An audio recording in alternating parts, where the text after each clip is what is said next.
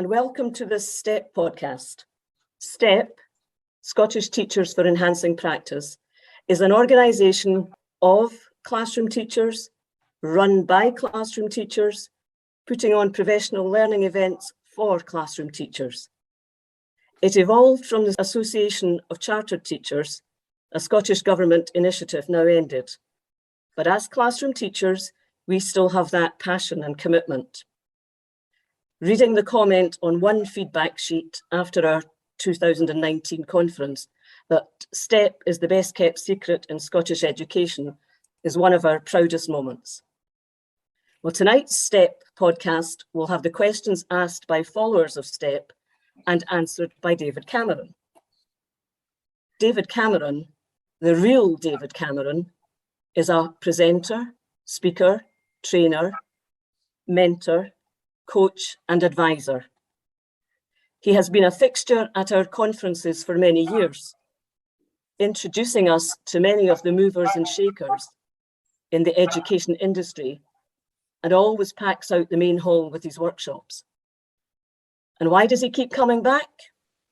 He admires our tenacity. David's own website states, "I want to make a difference and believe that I can." Well, that's something that you have in common with STEP.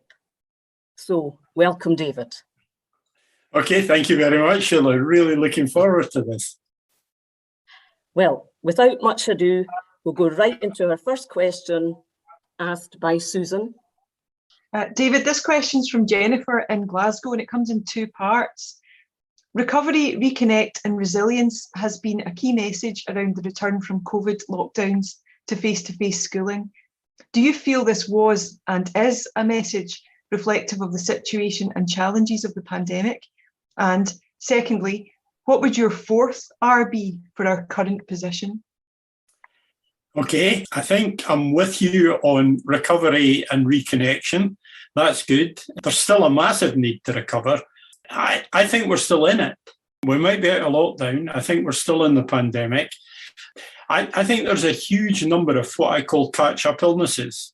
I often ask people in services if they've ever been ill during the holidays, because I think in teachers they're starting off in August going, right, okay, got to get to October, got to get to October, got to get to Christmas, got to get to Easter. It's like they're Jesus. They need to hit every major religious festival. And then it's got to get to summer, got to get to summer. And they don't get ill often during term time, but they get ill during the holidays. And that reflects the experience that Sebastian Coe, the athlete, talked about, who never got ill during competition or training, but got ill during recovery. And I think we're seeing cases like that currently. And I think what we're getting is we're getting ongoing disruption. We're getting schools still affected by absences, both staff and pupils. We're getting all sorts of aftermath effects because the whole experience of the pandemic was a real trial for schools, and they really had to go the extra mile during that period. So I think we're getting lots of that. And my fourth R, just to throw that in, second part of the question, I'll answer it in the middle. My fourth R would be realism. I mean, I was really concerned about a lot of the chat, gung-ho chat, as I described it, about reinventing education and building back better. And there was a huge element in my head of, for God's sake, give us peace. We've just got over this major crisis. Can you just let us get back to normal? And that whole kind of aspirational rhetoric, which was classic soundbite over policy. You know, give the government 3 words. Build Back Better was ideal for them. And they've suddenly got something that they can campaign on.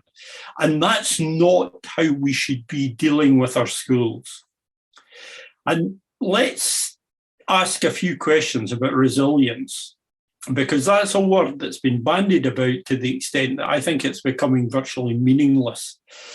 And I do have concerns as well about the fact that it's always teachers, workers, young people, the poor, you name it. It's always them who've got to be resilient.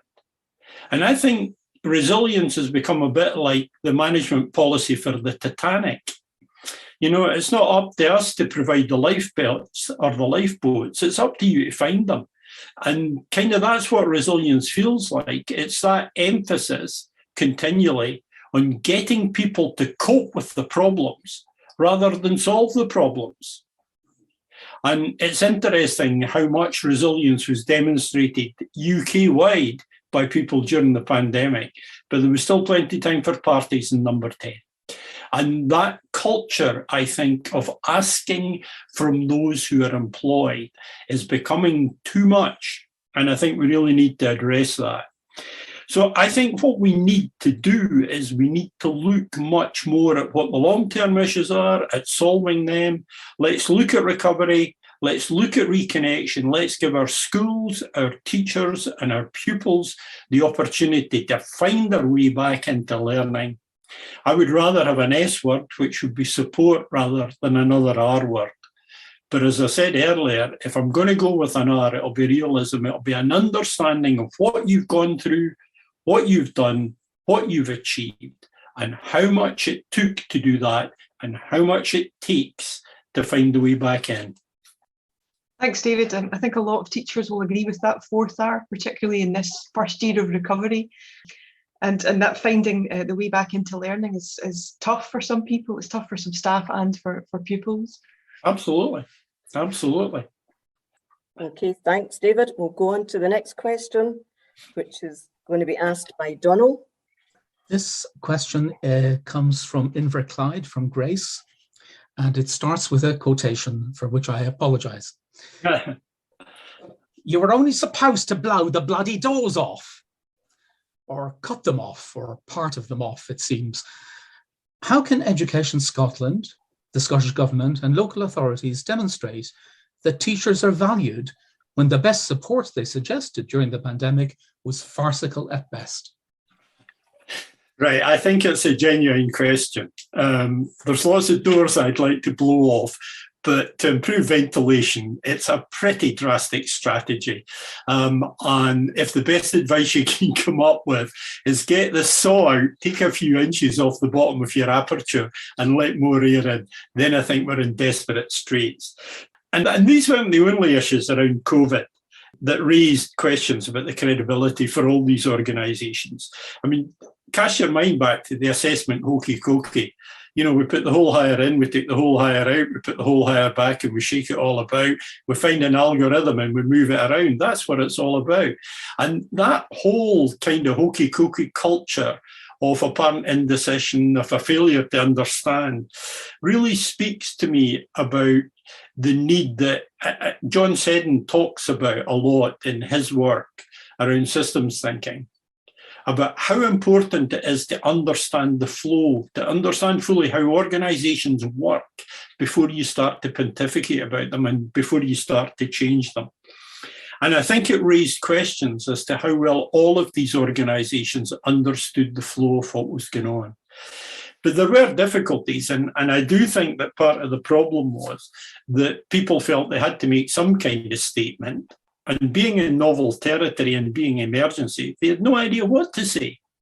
People were finding solutions on the hoof. People were dealing with crises on the hoof. People were not just going the extra mile, as I referred to earlier. They were going the extra furlong. They were going, that's shorter than a mile, I think. But they were going the marathon rather than the mile. And perhaps we're all a bit fortunate that Boris Johnson and Gavin Williamson in England set such a low bar in dealing with the pandemic that almost anybody looked reasonable. And there were things, I think, that Scottish Government particularly did well. But there were massive problems around that R of mine about realism. And I don't think schools ever got the understanding and appreciation across the board that they deserved to get during the pandemic. I mean, there were exceptions. I think loads of parents really began to understand what it was like to be dealing with 30 kids because they were struggling home educating too. There's a wonderful moment, a friend of mine was confessing to the fact that home educating her 2 children, both of primary age, she had found herself shut in a cupboard, drinking cocktail in the middle of the day and phoning a friend because she felt guilty about it. And she phoned the friend and said, I can't cope with this. I'm trying to do home education. I've locked myself in the cupboard. and I'm drinking a cocktail.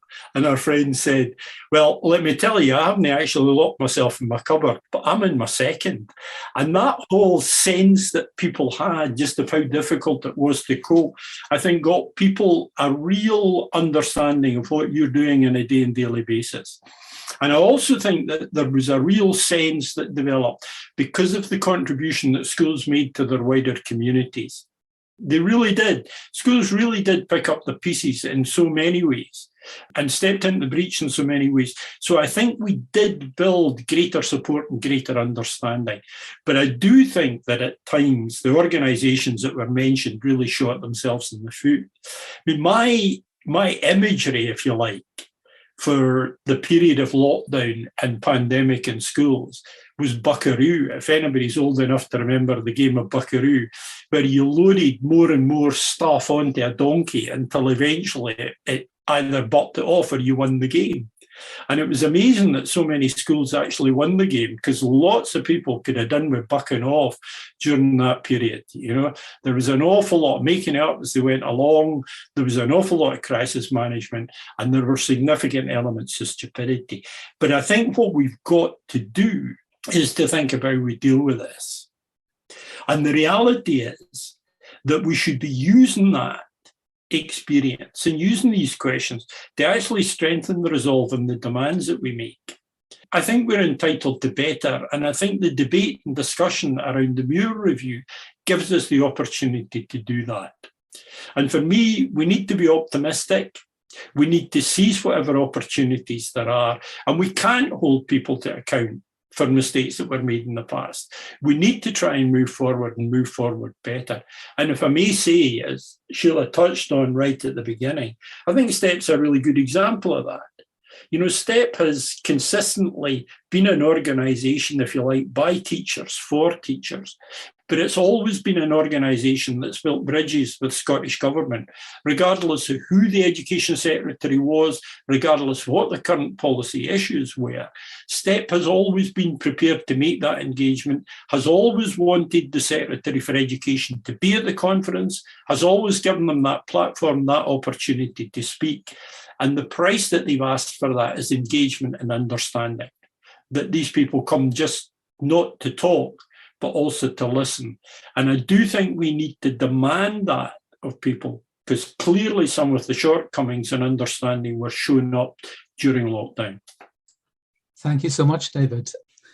I must say something that chimed with me there was absolute agreement that there were some spectacular failures in terms of official response, but perhaps almost as a result of that, we did get a chance to rediscover our local support networks, if you like, and the value of collegiality. And that was something positive that came out of it. But it's, we're still trying to grow. We're still trying to grow. And I suspect that's a theme we'll return to before this podcast's out.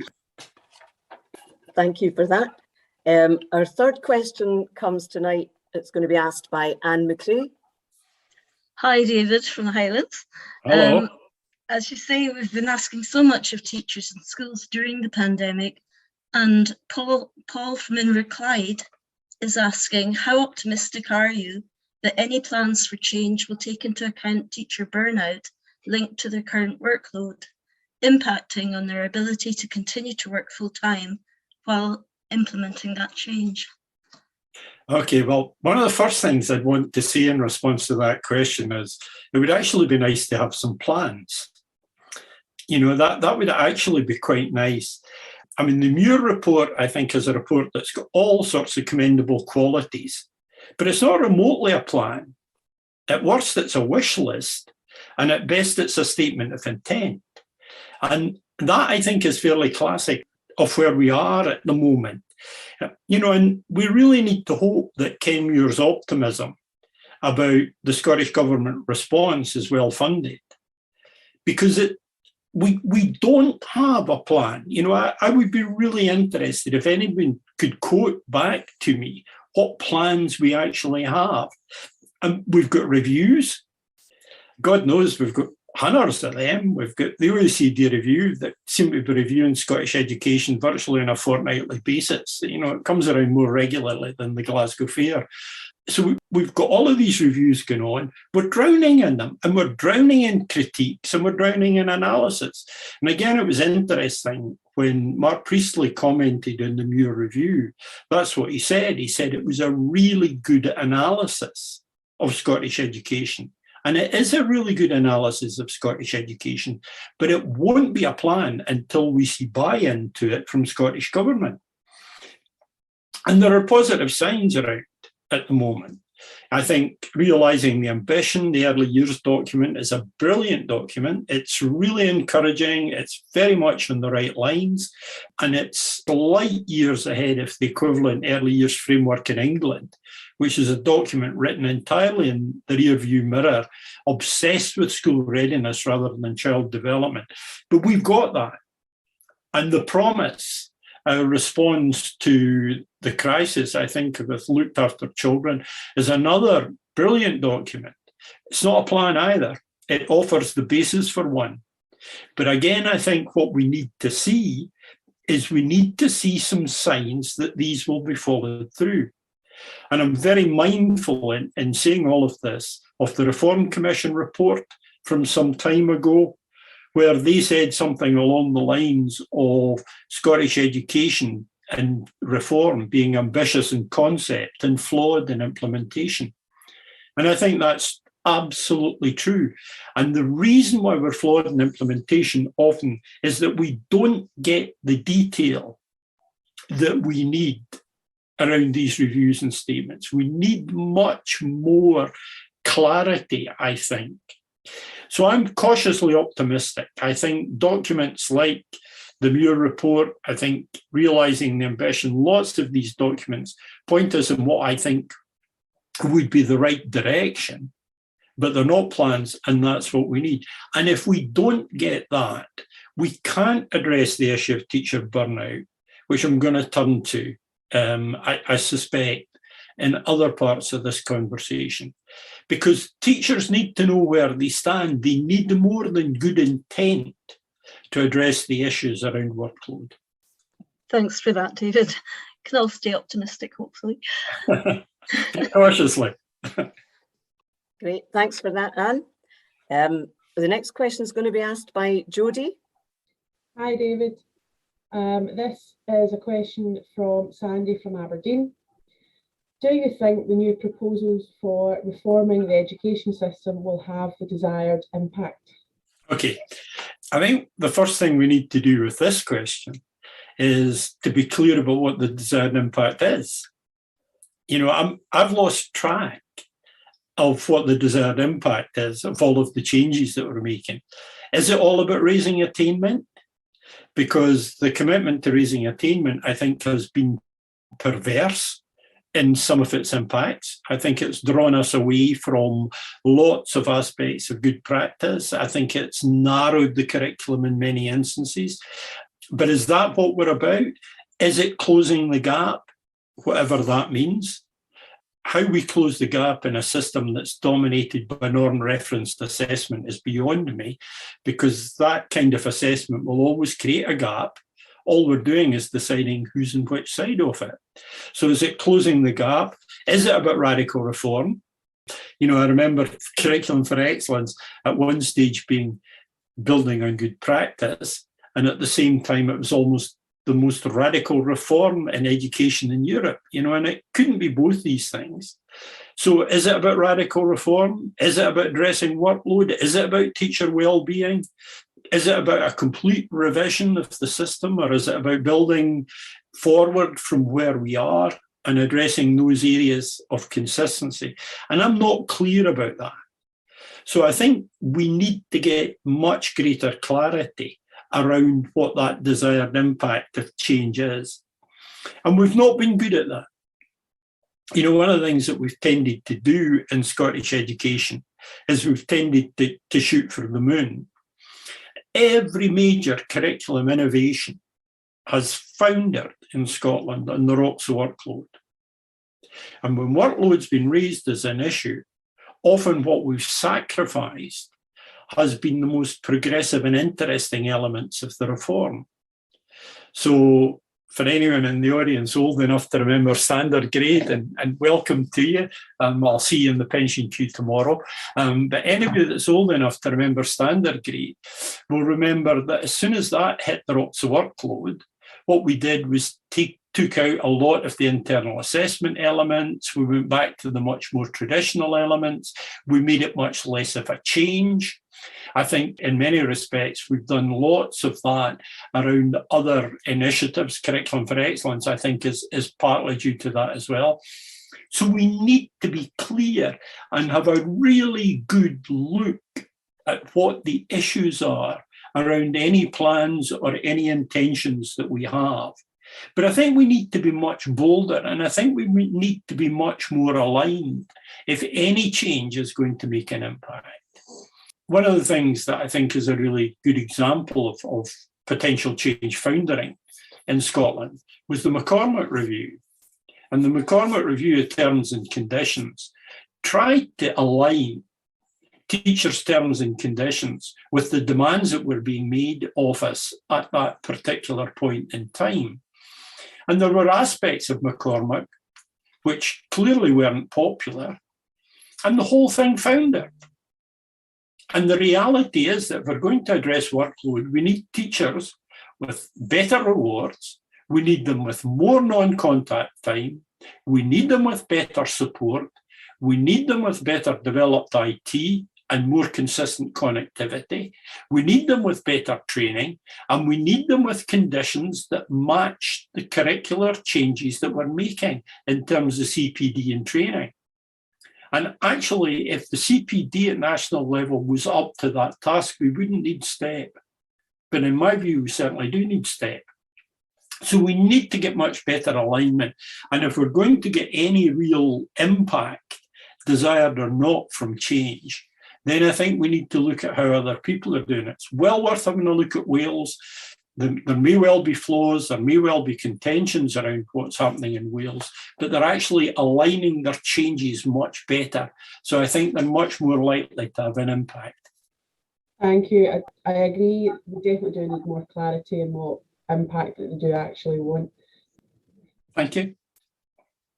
Our next question comes from Lorraine. Hi, David. This question was submitted by Pat from Glasgow, and it says, how can we drag this archaic top-down system into modernity, or will those denied ownership in schools always be compelled to look for the door? You've got to love a question that doesn't mess about, right? It's a question, I think, in many respects, it contains its own answer. And good to know that the classic Glasgow tradition of radicalism has been continued. So brilliant. Thank you very much for that question. I think I would want to start off by referring to somebody who's not normally regarded as a great educational thinker. That's James Brown of James Brown and the Famous Flames, the man who invented funk, the general soul legend. And his great quote was, "Don't want nobody to give me nothing. Going to kick down the door and take it myself." And I suspect that there need to be elements of that in that answer. And I'm not, Donald, referring back to your question about how we improve ventilation during the pandemic. You know, I think we really need to get behind grassroots efforts. You know, we've spoken a lot about this. We've spoken about STEP. I think the STEP approach, which I described earlier, is really interesting. That willingness to engage and being open, looking for response, providing a platform for government, but also providing challenge to government.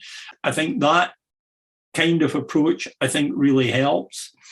I think Pedagogue, which is kind of falling behind a bit, was another great example of a grassroots organisation which really made a difference in terms of practice. And I think that was really important. And I think the significance of Pedagogue accounted for Fergal Kelly coming in to work in leadership with Scottish Government, which again, I think was a very healthy development, going back to the point I was making earlier about needing to have people who understand the flow of organisations, who understand how a profession works, to be part of how we change and develop within that profession. So I think we need that. I think we need that.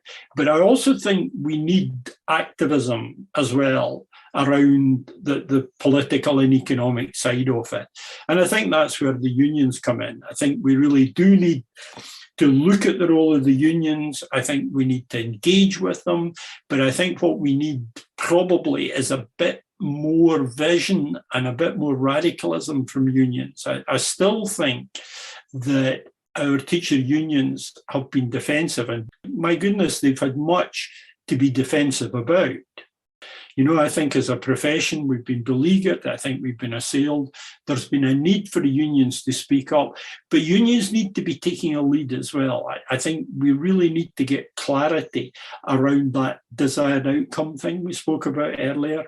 What's the vision that we have for the system? What is it that we're fighting for, as well as what we're fighting against?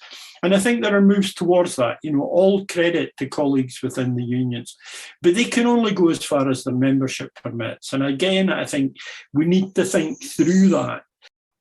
You know, I think lots of things that we talked about this evening are real springboards for change, for development, and for improvement within the system. But we need to push for them, and we need to push to get that. Now, we've got brilliant voices in the system. You know, if you go on to Twitter and you look at some of the people that are active on there, you know, James McInerney continually making the case for change, continually defending the profession. We've got lots of people who've come in the back of that, not just in the back of that, people in there in their own right. You know, I could go through, give you a list of names of people who've got meaningful voices. And we need to make sure that we get platforms for these people.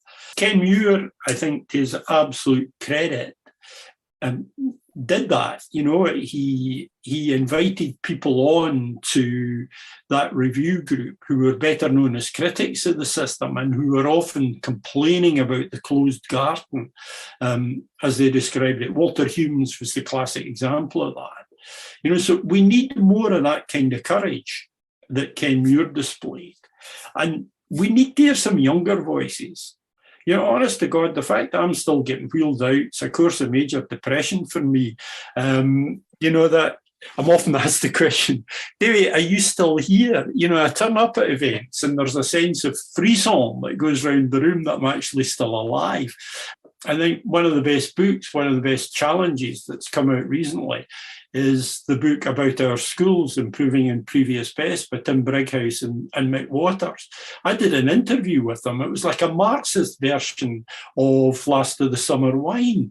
You know, we're trying to work out which one's Compo and which one's Engels. But I think we do need to make sure that we give space for these voices to come through.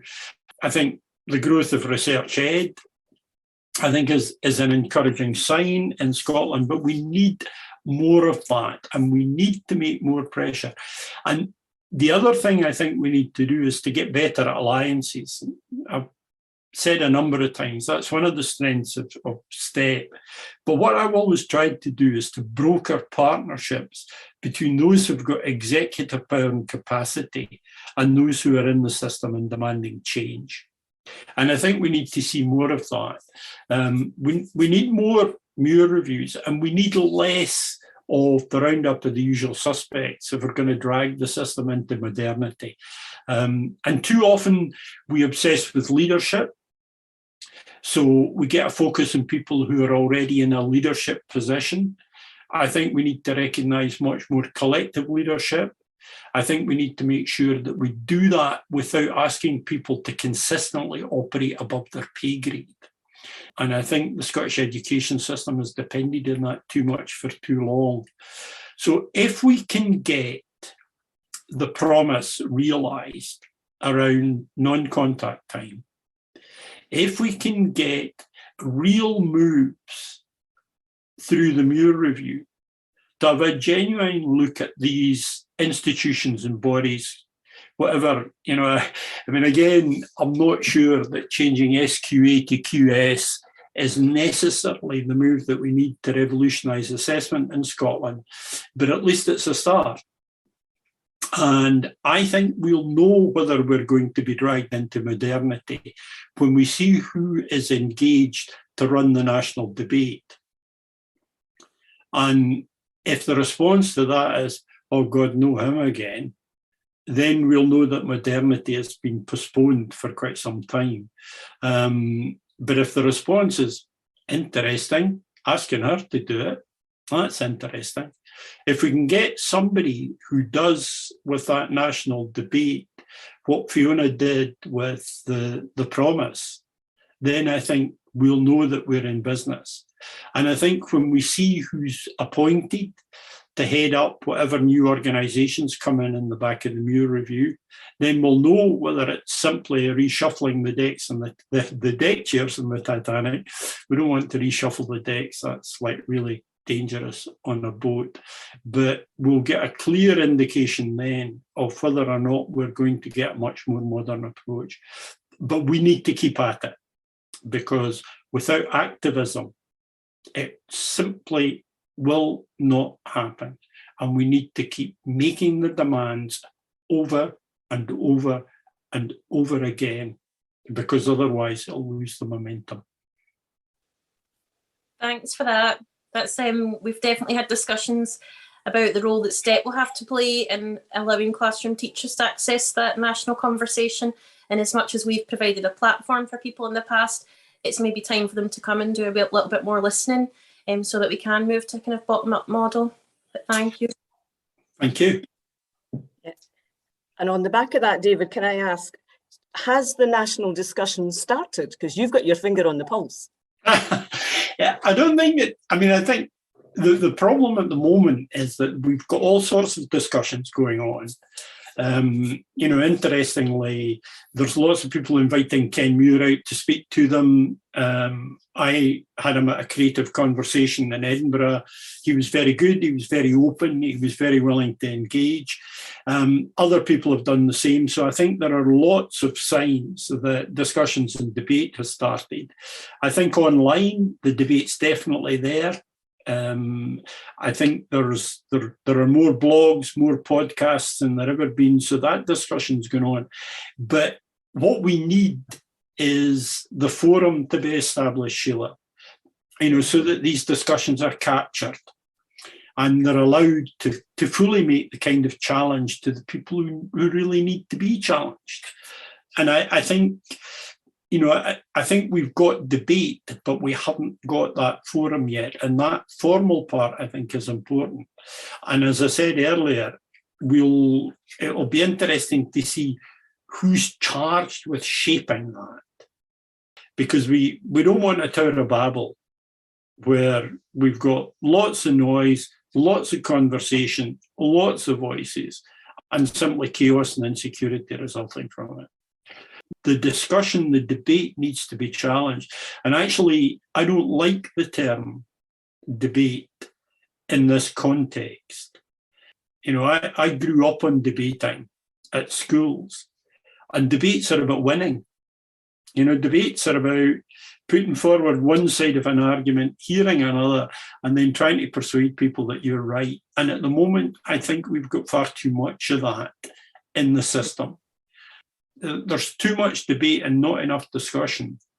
And it's all about pressing a point of view. We've got too much contention. We've got too much pontification. And we don't actually have enough discussion. And I think that's what we need. We need a national discussion.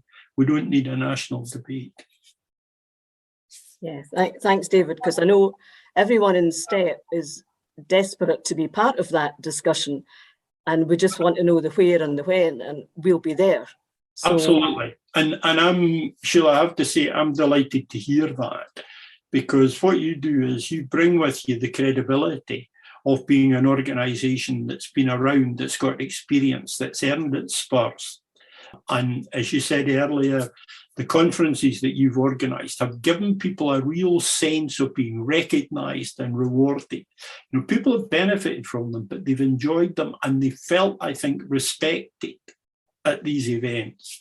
And I think that's one of the hallmarks of what you do.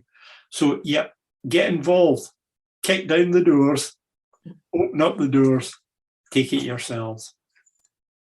We will. Thank you, David. So once again, David, you've answered our questions in your own inimitable style. You do make a difference with humour and common sense. You inspire us all to keep engaging with those in positions of what I call labelled leadership, and we'll go back into class tomorrow with a smile. Thank you. Thank you. So STEP intends to return to a live conference on Saturday, the 18th of March, 2023 at Stirling Court Hotel. And David, of course, will be with us. So if you're interested in joining us there, do get in touch via the website, Facebook or Twitter. Thank you and good night.